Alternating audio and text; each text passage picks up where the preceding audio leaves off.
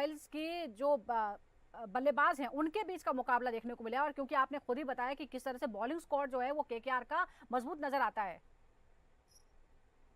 Definitely, क्योंकि राजस्थान के पास वो उनके मेन स्ट्रेंथ नहीं है, बॉलर स्पिनर्स उनके मेन दोनों जा चुके हैं, फास्ट बॉलर ट्रेंड बॉलर उनके पास है नहीं है। अब वो एक नए फॉर्मेट के नए खिलाड़ियों के साथ आए हैं। हम्म। अब आप देखना पड़ेगा कि ये श्रीलंकन स्पिनर्स दोनों आज एक साथ खेलते हैं कि हम्म। फिर वो सिर्फ एक ही स्पिनर्स के साथ खेलते हैं।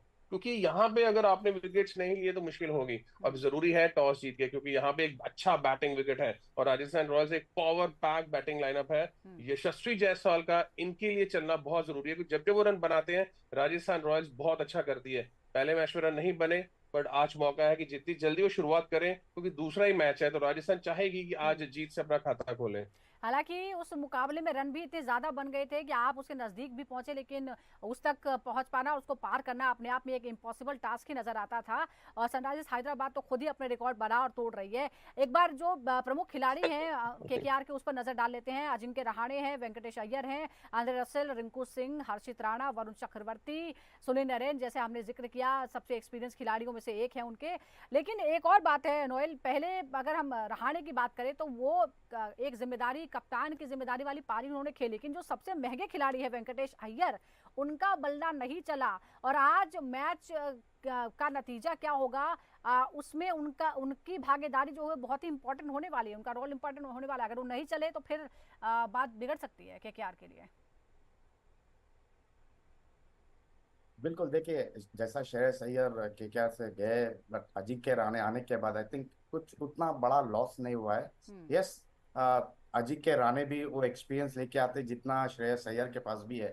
बट वेंकटेश अय्यर की बात करें तो यार पहली मैच था, शायद आगे जाके ही विल परफॉर्म। हम्म। पता है वेंकटेश अय्यर कैसे, व्हाट काइंड ऑफ प्लेयर कैसे हैं वो। Is a stroke making player. वो आएगा, when it comes he will come good. But ये पहला मैच था, I don't think any pressure रहेगा उनके पास। Hmm. As time goes he will perform. So I I think KKR has that lineup जहाँ डरने की बात नहीं रहना, कि उनके पास बॉलिंग भी है, हम्म। बैटिंग भी है। I think they are fearless because they have been the champions थे लास्ट ईयर। तो I think they will go with a positive attitude से जाएंगे ग्राउंड पे। जैसा सबको पता है, बीन इन गुवाहाटी कैसा है, स्टेडियम कितना छोटा है और हम्म। विकेट कितना अच्छा है।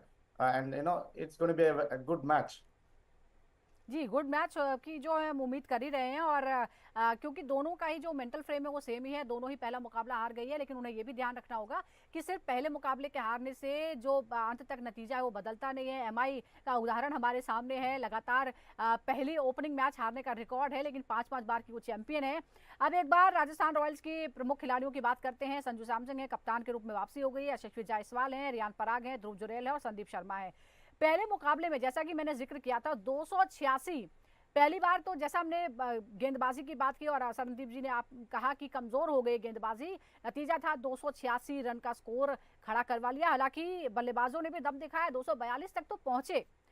क्या आपको लगता है कि इसलिए भी हम ये नहीं कह सकते कि राजस्थान रॉयल्स जो है वो किस तरफ जाएगी, क्योंकि 242 का स्कोर भी अपने आप में विनिंग स्कोर है, और इसीलिए कॉन्फिडेंस रहेगा राजस्थान रॉयल्स के बल्लेबाजों और पूरी टीम के अंदर। सरनदीप जी। नहीं, बिल्कुल जी, डेफिनेटली। देखिए, वो अपनी बैटिंग लाइनअप के ऊपर ही खेल रहे हैं। उनका सारा जो उनका मेन जो स्ट्रेंथ है वो उनकी बैटिंग है। हम्म। इसलिए मैं कह रहा हूँ कि यशस्वी जायसवाल का चलना बहुत जरूरी है। देखिए, लास्ट गेम में आप 240 तक पहुंचे हैं, तो हम्म। आपके पास को ये एक कॉन्फिडेंस जरूर रहता है कि यार हम लोग भी 250 बना सकती है। राजस्थान हम्म। रॉयल ये सोच सकती है, अगर पहले भी बैटिंग करे, अगर बाद में भी करे, पहले बैटिंग करे तो कोशिश करना चाहिए। क्योंकि इस साल मैं आपको बता रहा हूँ ज्यादातर गेम्स 200 प्लस जाने वाले हैं, 200, 230, 40 पे स्कोर जाने वाले हैं। हम्म। प्लेयर्स एक डिफरेंट तरीके से खेल रहे हैं, डिफरेंट टेक्निक यहाँ अपनाई जा रही है, किस तरह से बल्लेबाजी करनी है, एक अप्रोच डिफरेंट तरीके से हो गया है। हर टीम ये कह रही है कि 170-80 वाला स्कोर नहीं है, हम्म। 250 बनाओगे तो ही आप बचोगे। वो फ्रेम ऑफ माइंड में जब आप खेलते हैं, फिर आपके लिए एक बड़े रन बनते हैं और मिडल ऑर्डर आपका अच्छा फॉर्म में है, और वैसे ही बल्लेबाजी करनी चाहिए। केकेआर के लिए, जैसे नोएल ने बोला कि वेंकटेश अय्यर को ज्यादा सोचने की जरूरत नहीं है। Hmm. Just a first game, 2-3 game ये प्रेशर आपके ऊपर आता है, वो 4-5 गेमें निकल जाती हैं, क्योंकि फिर क्या है कि टाइम निकलना शुरू हो गया, फिर आप कहीं ना कहीं मिड सीजन के बीच में आना शुरू कर देते हैं, हम्म। तब तक रन नहीं बन रहे और टीम भी हार रही हो, फिर जो स्पोर्ट्स स्टाफ है और जो मैनेजमेंट है उसके लिए फिर चिंताएं शुरू हो जाती हैं। जी, तो अभी हमें आगे मैच देखने होगा, लेकिन आपने my जिस बात belief का बिल्कुल नोएल, मैं आप दोनों के ही जो इंटरेस्ट का टॉपिक है उस पर हम आना चाहते हैं। जैसा कि संदीप ने जिक्र किया है कि आगे मैचों में हमें 200 प्लस के स्कोर बहुत बार देखने को मिलेंगे, और फिलहाल हम एक रिकॉर्ड जो हमारे पास है वो भी आपको बता दें, 2008 से 22 तक 15 बार जो है वो 200 प्लस का स्कोर हुआ, जबकि उसके बाद 23 से 25 यानी जो अभी हमने 5 मुकाबले खेले हैं 15 बार ऑलरेडी 200 प्लस स्कोर बन चुके हैं। ऐसे में जो बॉलर्स हैं उनकी क्या भूमिका होने वाली है, उनका क्या फ्यूचर होगा 2020 क्रिकेट में, क्या वो सिर्फ रिसीविंग एंड पर रहेंगे? ये एक बहुत बड़ा सवाल है, क्योंकि ये कहा जाता है कि सारे जो रूल्स हैं वो तो बैटर के हक में है, फिर बॉलर क्या करे? नोएल। बिल्कुल बिल्कुल ये